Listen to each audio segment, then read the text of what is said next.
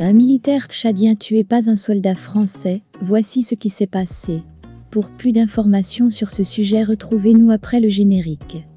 Mais avant de commencer, n'oubliez pas de vous abonner et d'activer la cloche de notification pour ne pas manquer nos prochaines vidéos. Bon visionnage.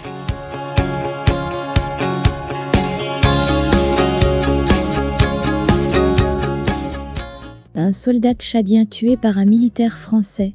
Dans le nord du Tchad, l'affaire a suscité une vive manifestation des populations locales devant la base militaire française. Voici ce qui s'est réellement passé.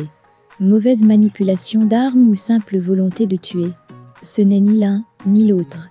La mort par balle d'un soldat tchadien dans le nord du pays, tué par un militaire français, tirerait son origine d'une situation différente. Selon le confrère français Libération, tout est parti d'une consultation médicale pour les populations. Initiée par les militaires d'une base des forces françaises à Faya-Largeau, dans le nord du Tchad, les médecins militaires français recevaient les patients, jusqu'à ce que l'incident se produise. Le confrère, qui cite un gouverneur local, révèle qu'il s'agit d'un cas de réaction à une agression d'un soldat tchadien, qui n'était pas dans un état normal. Un militaire tchadien, qui n'était pas dans un état normal, s'est rendu pour un pansement dans la base militaire de l'armée française, a pris un scalpel et a blessé un infirmier militaire français, a expliqué le général Ali Maïd Kebir, gouverneur de la région du Borkou, dont Faya-Largeau est le chef-lieu, tel que rapporté par le journal français. L'infirmier a fait usage de son arme à feu et l'a tué, a-t-il poursuivi.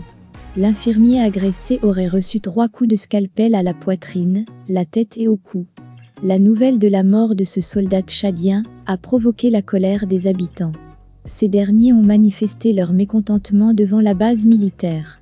Après avoir appris la mort du soldat tchadien, la population de Faya a manifesté toute la journée devant l'entrée de la base, a tenté d'y pénétrer, mais sans succès, et la foule s'est dispersée à la tombée de la nuit, relate le gouverneur. Une enquête est en cours de déterminer les raisons de l'agression.